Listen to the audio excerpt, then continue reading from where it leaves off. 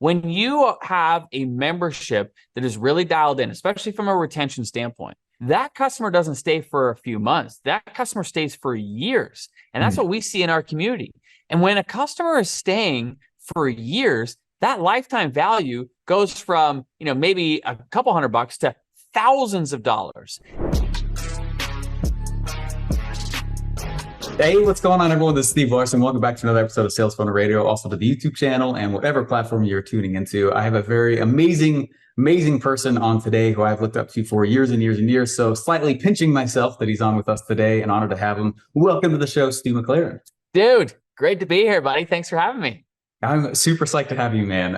It has been so fun to get to know you and your family and your amazing kids and just the charity that you guys do. And for those who don't know, do you want to tell everyone what the charity is real quick? Yeah, sure. So years ago, it'll be now 14 years ago, my wife had a crazy idea because she loves traveling and she would always travel to like remote areas of developing countries. And she just saw a huge need. And so one year she's like, I just want to help. I just want to help people, particularly kids in these remote areas. And I would love to help them get an education. She was a teacher at the time. And of course, I'm, trying to be a supportive husband. And I'm like, yeah, for sure, babes. Like, let's totally do that. Little did I know that seed of an idea would eventually lead to us forming a charity, which is now called Village Impact. And we've had this charity for 14 years, and we've now built 15 schools in Kenya. And each school has anywhere between 300 to 800 kids attend. It just one thing led to another. And Steve, I was so honored you and Marley came this year. You have donated and contributed to Village Impact. You came and saw the kids, the schools, your classroom that you built.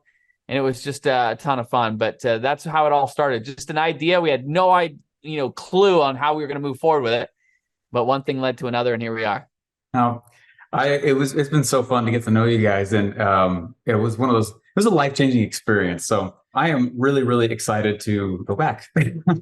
And I also am psyched. I know we weren't really planning on talking this that much, but just I want people to know that Village Impact is a thing.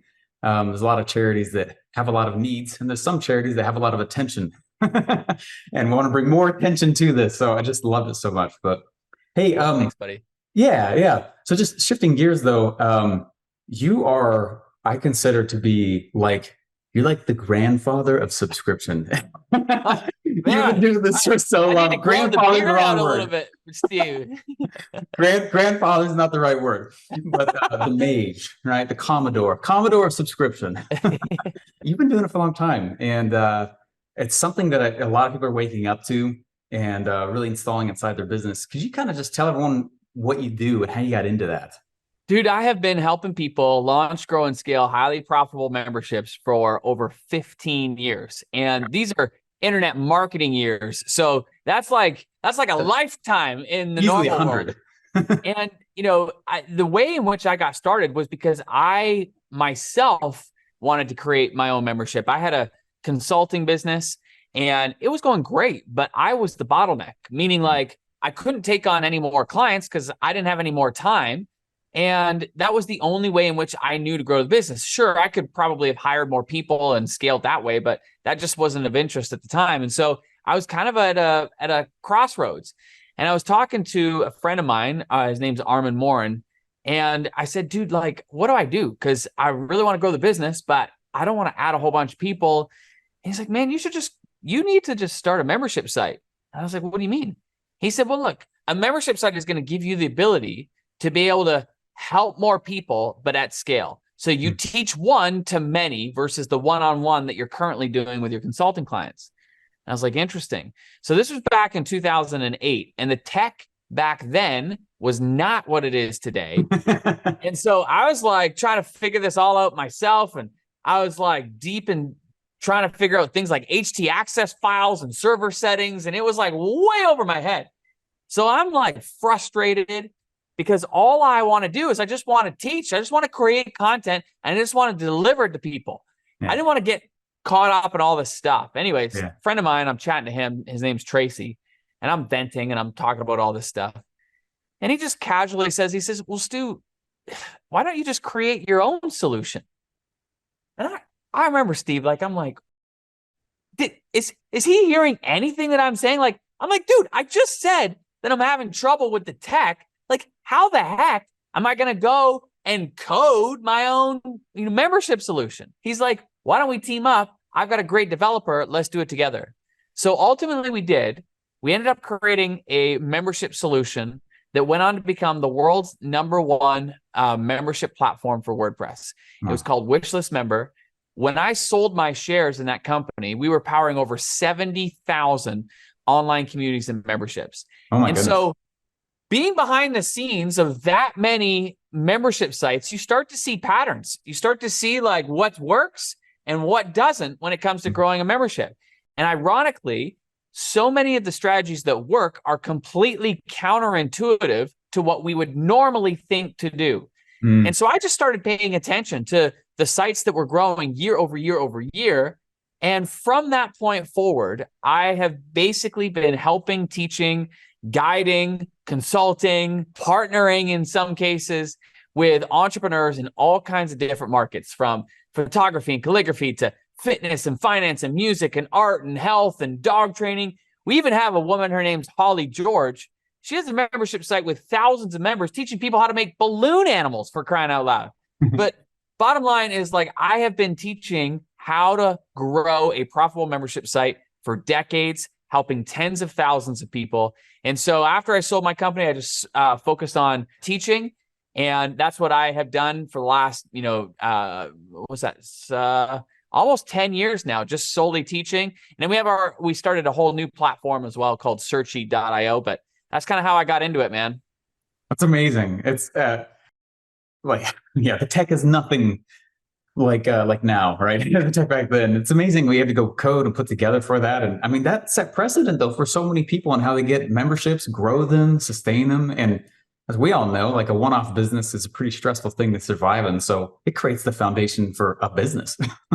100%. And this is why, like, you've seen so many companies, big companies, little companies, who are shifting to a recurring revenue model. I mean, you just look at like all the apps.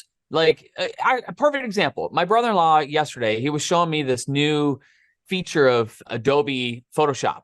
And I haven't used Photoshop for years, but he uses it all the time. And he was telling me like how crazy this one feature is because it now incorporates AI. So you basically, like, imagine, this is not a commercial for Adobe Photoshop, but he's like, dude, like, you got a picture and you just tell it like, hey, get rid of this tree in the background. Like, you tell it, and then Photoshop just goes, and it takes that. So he was showing me, but here's why this matters for us. Like, about 5 or 6 years ago, Adobe used to sell Photoshop via a box software. Like, you actually had to go to Best Buy and buy a box, which then had instructions on how to install the software. But they shifted to online subscriptions, revolutionized their business. You look at like old traditional newspapers. New York Times is earning more revenue now from its online subscriptions than it is the physical newspaper. You look at like big companies like Netflix and Amazon and Disney Plus. They're all subscription models, right? So we're now, as consumers, we're so used to it. It's just common sense, second nature. But it wasn't always this way. But the reason that companies are making that move is because it creates so much more stability and predictability. And you even just look at like investors, when they're looking to buy a company, there's a huge difference in terms of what they're willing to pay for a company if it has recurring revenue versus the exact same business that doesn't. The one with recurring is going to get way more money than the one that doesn't. And that's because of the stability and the predictability. And so for us as business owners, we should be thinking about how can I add as many different recurring revenue streams into the business as possible, because it's transformative once you do. It's interesting. When I was crossing a number of years ago, passing like that $8 million mark, I had some business valuators come look at my business, and I was like offended. This is the first time I ever ran into that. They're like, your business is worth maybe $500,000. I was like, I'm crossing 8. And said, what? And like, well, because you have no recurring revenue and you're the face. And it's like, I think the power of recurring revenue is that it also increases, I think it anchors the entrepreneur to a theme. It's harder to go down these product creation rabbit holes because you're, instead of brand new offer, brand new offer, brand new offer, it's how do you make something so good that people stay forever? There's such a focus on repeat customers. And for most entrepreneurs in the info space, I feel like that means, well, I get repeat customers by making a new offer all the time. And instead it shifts towards one thing that's the repeat. Is the same thing over and over and over again because it's that good. Like it just changes the tone of everything. Yeah. And you hit the nail on the head. Like the value is in the lifetime value of that customer. And it is, we often, just see it as that first month subscription, like the $30 a month or the $50 a month. It is not that. Like when you have a membership that is really dialed in, especially from a retention standpoint, that customer doesn't stay for a few months. That customer stays for years. And that's what we see in our community.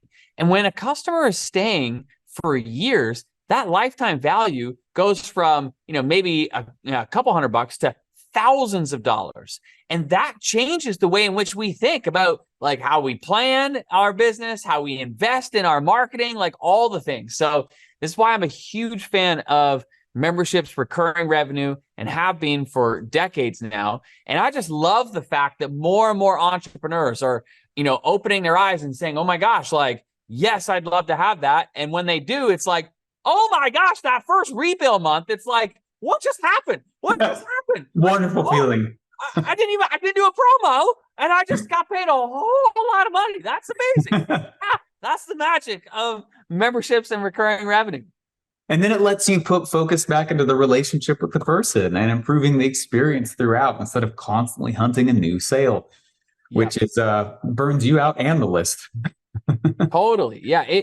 It definitely changes that stress level because as entrepreneurs, the natural stress that we all feel is like, where's that next sale going to come from? And so we're constantly dreaming up that next promo or that next offer or that next launch or whatever it might be. And that's just stressful. It's like, woo, like, and you get off of that roller coaster and then you can start to really pour into your people. And that's exactly it. Like you don't have that same level of stress. You've got more bandwidth and time now to pour into your people and therefore help them get better results. And at the end of the day, that's the thing that's going to drive your business long-term. So yeah, it's a win all the way across the board. Oh, absolutely. And then you get to go, like I said, you build that relationship out and then you can figure out what the next tier is there. And I love it. I think it's a much better way to go about business. You, in my opinion, are you're the top of the top. Anyone wants to go learn this stuff, you go to Stu McLaren. All right, go to Stu stuff and check that out. In fact, I was just talking about Searchy with my assistant right before we jumped on here. So excited. I appreciate that, buddy. Thank you for that. Yeah, heck yeah.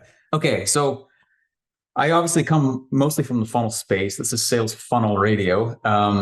And as I see people start to transition more towards and do this for the first time, I'd say maybe like 10% of them are doing some sort of subscription or recurring revenue thing.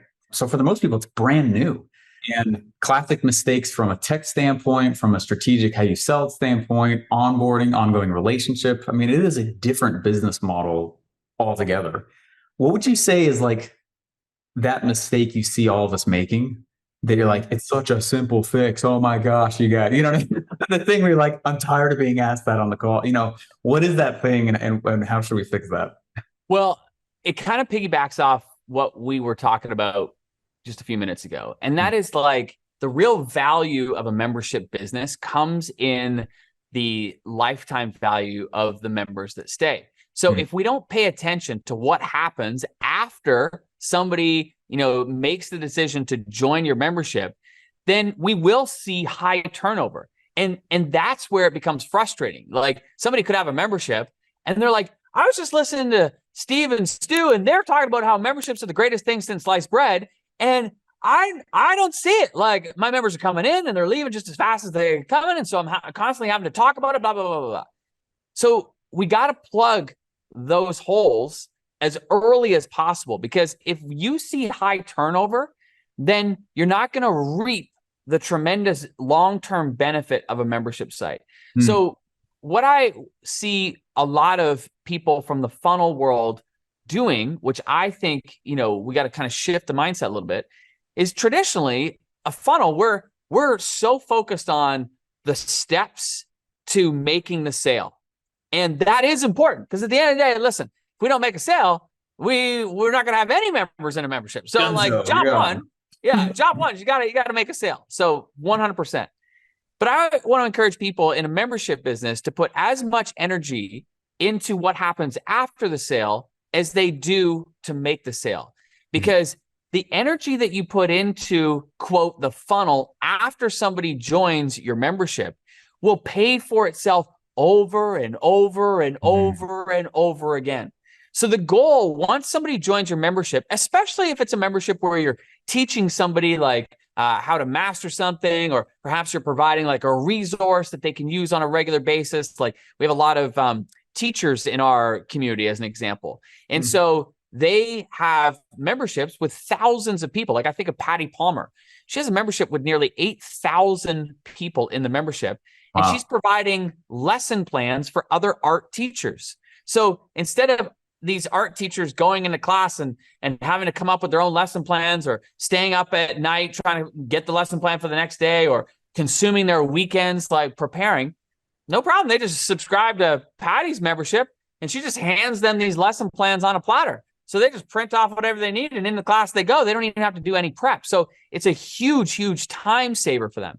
But so any membership where you're teaching somebody a skill or you're providing them a resource like that, the reason somebody's joining that membership is because they're looking to achieve some outcome or experience some progress in their life. And so for us, what I would encourage everybody to do is pour energy into, like, how can I help people as quickly as possible begin to build some momentum towards that outcome that they're after? Because here's an interesting stat, Steve. There's studies that have been done on this. And if somebody has a positive experience in the first 30 days of your membership, it will on average triple the lifetime value of that member.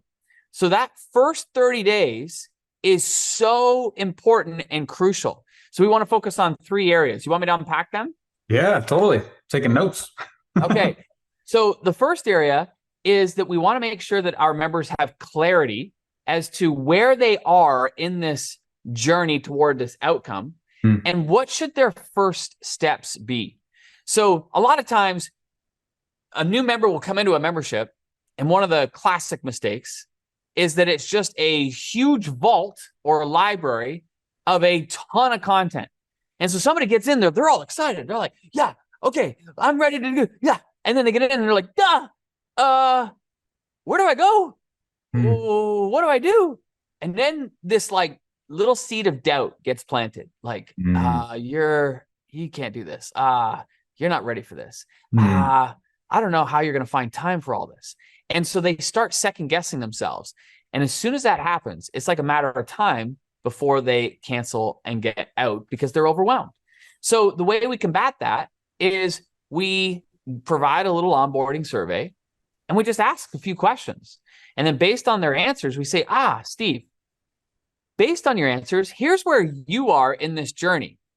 And here are the few things that you should focus on right now. Forget about everything else. It actually doesn't even matter right now, because the only thing that matters for you are these few things so that you can take this next step. Does that make sense so far? Incredible. So just, combat overwhelm with this onboarding survey.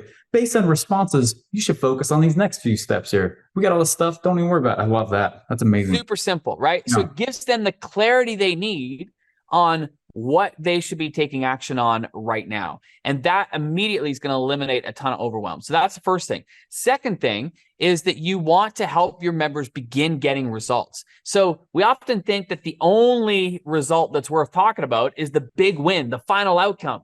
No. Like there's a whole bunch of wins that lead up to that thing. And so we want to talk about them. We want to celebrate them. And we want to reflect back to our members like, Steve, I know you're on your road to building a multi-million-dollar business.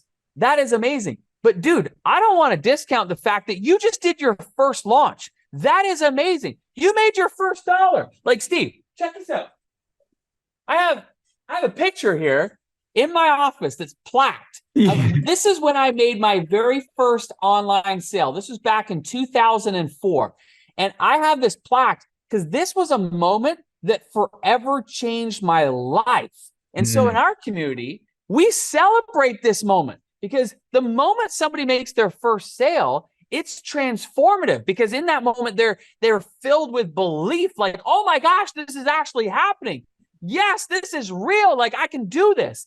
And that is the very thing that's going to create momentum for them as they begin moving forward. So we want to help our people get results as quickly as possible. And we want to celebrate those little results that lead to the big result. Is that making sense? Yeah, that's huge. I love that. Again, all results too. I like that because too often, it sometimes takes longer. It usually takes longer to get the outcome than anyone wants. We all want it yesterday. And so if you don't celebrate the wins on the way, you're going to, I like you said that's what builds momentum, not the sale. Yeah, you lose steam, right? Like if the only thing that we're celebrating is the final outcome, there's a lot that often has to happen to get there. And so it can feel like a slog. But like if we feel like we got momentum on our side, we're like, yeah, this is happening. Like, oh my gosh, like, yes, I can see how this is going to lead to this and that's going to lead to this and boom, we'll be there, So yeah. We got to celebrate those early wins, especially in the first 30 days. And because if somebody has that momentum, they begin in their mind to project forward the reality of what could happen if they stay immersed in your community. So that's one of the important parts of this, that positive experience. We need them to begin experiencing that momentum. So number one is we want to help them get clarity. Number two is we want to help them get results. Any questions on that before I move to number three? No, it's awesome. That literally results in their future pacing themselves. Beautiful. Yes. That's amazing. Super powerful. Yeah. What's number three? Okay, number three is we want to help them form one meaningful connection. So let me kind of share this with a story. So a couple years ago, my family and I, we moved to a new area, which meant our kids were going to a new school. Now, any parents listening and watching, like there's this nervous energy anytime you're going to the first day of school, let alone the first day of a new school where you don't know anybody. Yeah. So we walk Marla and Sam, those are our kids, to school. And, my wife and I, we drop them off and we're like, you guys got it. It's going to be awesome. We're trying to pump them full of like positive energy and thoughts. But in the back of our minds, as soon as we dropped them off, we both looked at each other and we're like, please let this be a good day. Like, please let them just feel settled, So anyways, fast forward, end of the day, Amy and I go and we pick them up. And I'm watching. And then my daughter, Marla, she comes out first. And I'm kind of like trying to look at her face to gauge like how the day went. And she comes out, she's got this huge smile on her face. And so I'm like, Marla, like, how was it? And she's like, Dad, this is the best school ever. And I'm like, why? Tell me. She's like, okay, well, you know how I used to go to Montessori school? And I said, yeah. She said, there's a girl in my class who used to go to Montessori school too. I'm like, what? That's crazy. You got that in common. She's like, yeah, but Dad, you won't believe this. You know how I love horses? I said, well, yeah, I think you'd marry one if you could. And she said, yeah. She said, there's the same girl loves horses too. And she rides as well. I'm like, oh my gosh. And she's like, you won't even believe this.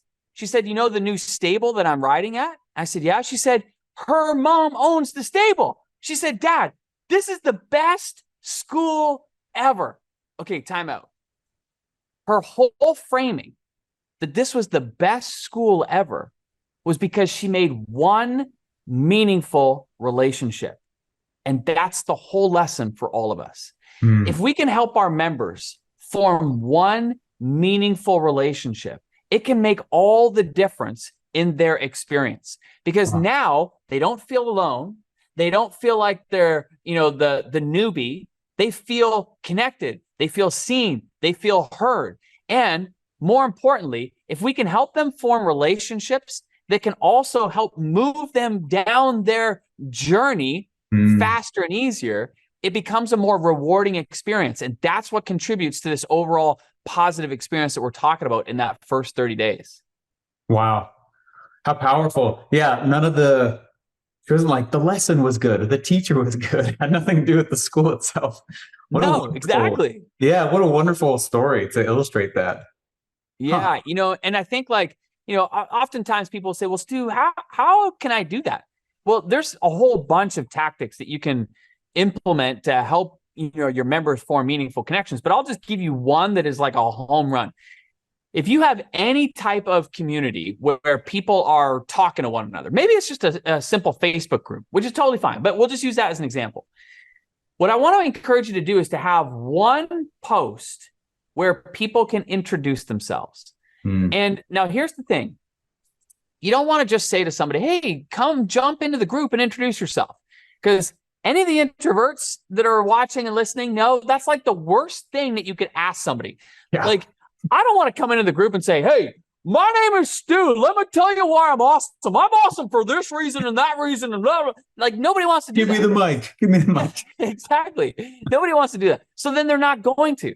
So the way in which you combat that is you give them 3 different questions as an example that all they need to do is answer the questions. So then it follows the same format. So now they don't feel like they're, gushing about themselves or bragging about themselves. And the questions you want to ask are questions that are going to help form connections with others in your membership. So there's all kinds of connection points. These are, I call them connection points. Like a connection point might be the fact that, Steve, you and I were parents. We both have young kids, right? That's a connection point, right? Because we can relate. We can talk about like your, daughter, you were telling me your daughter's birthday's coming up. She's going to hit double digits. Dude, that's a significant milestone. Like my daughter just went through that, And so that's a connection point. Or a connection point might be where somebody lives. Like imagine if, you find out that you're in this membership and there's literally somebody in your town that's in the same membership. Maybe they would then want to connect and go for coffee or mastermind together or whatever it might be.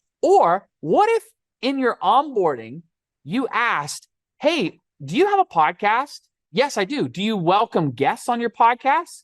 Yes, I do. Or would you like to be a guest on others' podcasts? Yes, I would. And now you can start playing matchmaker where people are connecting, they're collaborating, perhaps they're doing business with each other. Now all kinds of magic begins to happen. So there's all kinds of ways to facilitate this, like I said, but the bottom line is in that first 30 days, if we can help them form a meaningful connection, magic happens. That's powerful. That's huge. And I appreciate that because I think that, for everyone watching, listening now, like think about what Stu's saying here, that we're not talking about here's how to improve the offer. You know what I mean? Like this is a very different line of thought than most people think with this stuff, where really it's almost a natural necessity for most subscription style businesses. There's going to probably be some kind of community aspect for most infopreneurs shifting over to this model. So there may not be a community component, and that's totally fine too. But even with that, like there are still ways in which you can help people connect and you can spotlight different members and you can feature, different people and so forth. But at the end of the day, like you just got to kind of keep that in mind. If in that first 30 days, we can help people get clear on where they are and what they should focus on right now, their next step, that's a huge win. If we can help people begin to implement and experience even teeny tiny steps toward their final outcome, that's a win. And if we can help people form one meaningful connection, that too is a win, all of which is going to dramatically improve your ability to keep people happy and staying in the membership. So just like we talked about, your opening question was like, what's one of the major mistakes? One of the major mistakes is that most people only focus on what to do to get members in, and they forget about the fact that there's all equally as important funnel, so to speak, on the back end, which is how to begin helping people experience progress, how to keep people happy. And at the end of the day, you and I, if we got a membership, we're in the business of keeping people happy. As long as they're happy and paying, then we have a business that continues to flourish. And so that's all we're in it for, dude. We're just in the business of keeping people happy. And if all we do is obsess over our people, then our business will continue to flourish. Dude, I am super excited to have you speak at Offer Launch. It's going to be amazing. Thank you so much for your time, man. Yeah, thank you so much for your time today. I appreciate it. And thanks for coming to speak at Offer Launch. This topic is, I think it's the largest topic in the funnel space's mind right now. It's trying to figure out how to do continuity. And for most people, like, this just feels like a brand new business. And it kind of is. It's a very different line of thought. But there's a lot of fundamentals that do carry over, but there are some nuances that, make a big difference too. And that's what I can't wait to talk about. Like at Offer Launch, like we're going to be diving deep into what are the few things that make a big difference between a site that flops or plateaus and a site that continues to thrive year over year over year. That's what we're going to be unpacking. And I'm super pumped for it. That's why everybody should go to offerlaunch.com and go get your ticket today. Woo! Go get your ticket, guys. It's October 26th through the 28th, and offerlaunch.com. Stu, thank you so much for your time, man. This is awesome. I'm super looking forward to hearing from you. Always, buddy. Can't wait. Hey, thanks, man.